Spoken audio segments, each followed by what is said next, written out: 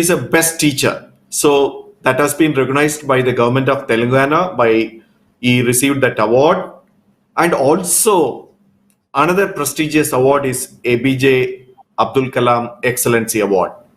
Several chapters he has co-authored in textbooks, and he has got so many publications and national, international journals, and he is going to highlight us on ADA Joint ADA ASN Symposium, New Therapies for Kidney Protection in Diabetes. Of course, we are getting more and more information, ARB, ACE, SGLT2 inhibitor. We are going to listen to it. Thank you, Dr. Sribhush and Raju, for agreeing to this. Over to you. Thank you very much, and so nice of you for kind introduction. And good morning, everyone. It's my pleasure to be with you all today morning, that too on a Sunday, and with a lot of enthusiasm to be academicians across this country of various specialities. And with the backdrop of Corona being rampant and also getting into the third wave, probably we'll be seeing more and more cases of not only the Corona, probably in the future more and more cases of diabetes that we have been watching in our routine day-to-day clinical practice, that some of the patients are for the first time becoming de novo detected to have diabetes, or probably their diabetes getting worsened, maybe because of the stress involved, or probably also the drug therapies which are involved in the treatment of Corona. And our OPDs are getting flooded with a lot of such cases. And probably I predict that whatever we have been thinking about diabetes, that is the leading cause of mortality and morbidity in the world, in the future it is going to further exceed the numbers what we predicted few years back. Especially the country like ours, which is already the capital of diabetes in the world, and more so in South India, and more so that Hyderabad is being labeled as the diabetic capital in our country, with some of the previous research organizations previously. Now we are worried that the diabetes is going to take a toll. And more and more in the nephrology practice, we see that diabetes is the most common cause of kidney failure. That's called end-stage renal disease. And those on renal replacement therapy, we see almost nearly 40 to 50% of these patients are having an underlying etiology of diabetes as the cause of kidney failure. So we are really struggling to get one drug that can, few drugs at least, that can really prevent the progression of a chronic kidney disease. And thank God that we were getting ACE inhibitors and ARBs since a long time. When compared to the other physicians, and including the cardiologists and endocrinologists, we are probably more biased towards ACE inhibitors and ARBs.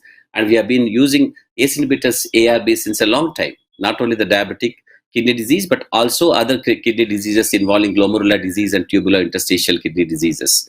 But we start a bit late, and patients come to us or refer to us a bit late. And though we have been using them, but unfortunately we are not getting the appropriate benefit which is supposed to be given by these particular drugs. And still we are waiting for wonderful drugs that can make a difference. And as far as the diabetic kidney disease is concerned, the one which is almost taking almost 50% of our clinical practice, and also the contributing significantly to the morbidity and mortality in the patients treated by us, we have been waiting for some wonderful drugs which can really make a difference. And the day by day, you know that the patients on renal replacement therapy is also increasing.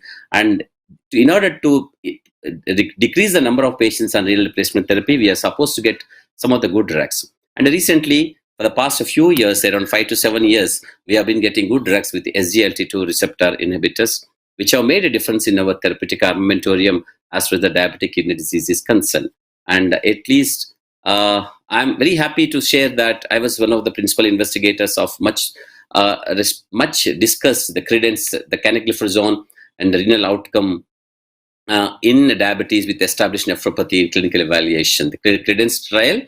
And we found that the CANA has made a big difference as far as the patient management is concerned. And a good number of the patients got benefited, and we have been using this already in the clinical practice, and that made a big impact as far as the management of diabetic kidney disease is concerned.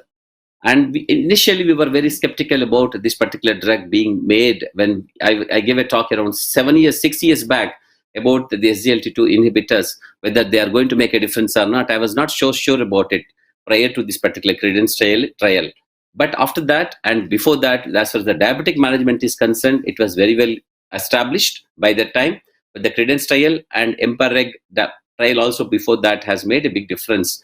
And the 4 molecules which have been approved by the FDA that establishing the management, these role of these drugs in the management of diabetes. As for the kidney is concerned, the Credence was prematurely stopped as by noting that the significant number of the patients already got benefited out of this particular molecule.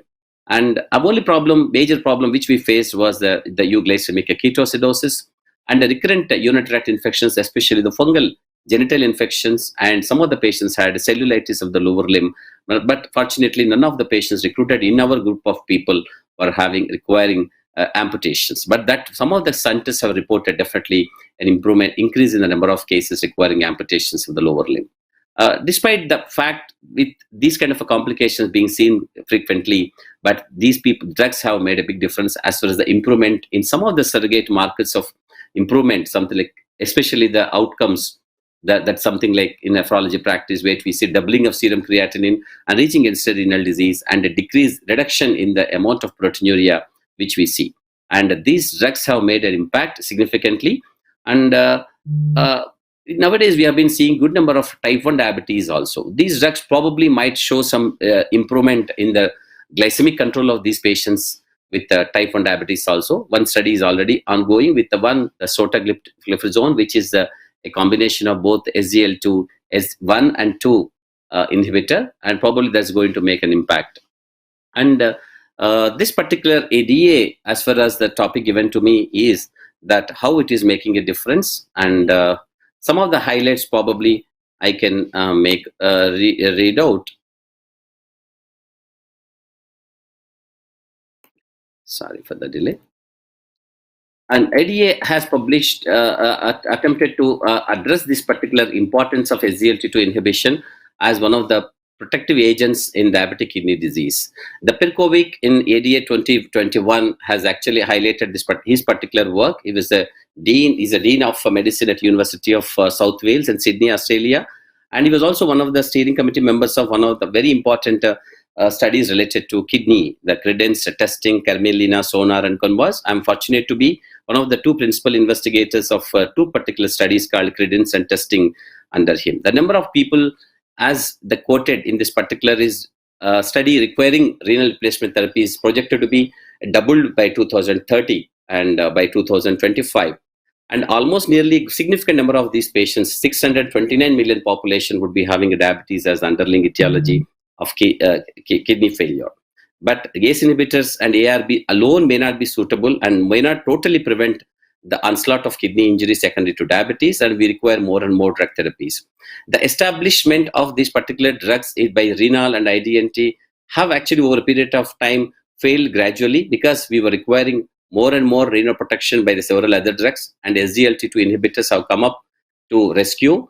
And it's a widespread benefits of SGLT2 inhibitors have been established, especially the reduction in albuminuria, the decrease in the oxidative stress, and intrarenal angiotensinogen upregulation, improving the renal oxygenation and efficiency of substrate utilization, improved autophagy and reduction in fibrosis, inflammation, arterial stiffness, and as well as a simple and variable control of the blood pressure. So with these established outcomes, not only that, the cardiovascular outcomes and was also established in the particular study, and there's a 60% reduction in the EGFR decline with the canagliflozin in this particular studies. Based on the grade A evidence from Credence trial, the ADA, the living guidelines, proposed that the patient with type 2 diabetes with a kidney disease of EGFR more than 30 ml per minute per 1.70 square meter should be considered always for giving a prescription of SGLT2 inhibition, not only to prevent the progression of the chronic kidney disease, but also to decrease the cardiovascular outcomes, and both also. The preventing kidney failure is now definitely possible with the SGLT2 inhibitors in people with the type 2 diabetes. And the GFR should be around more than 30. Then we have been doing some studies where more than 30 GFR can be included, and below 30 we are unable to utilize them. And some of these drugs which are established in clinical practice, now they are available in India also. We have been using them frequently. And another drug which we have been using for the past few years is the spironolactone.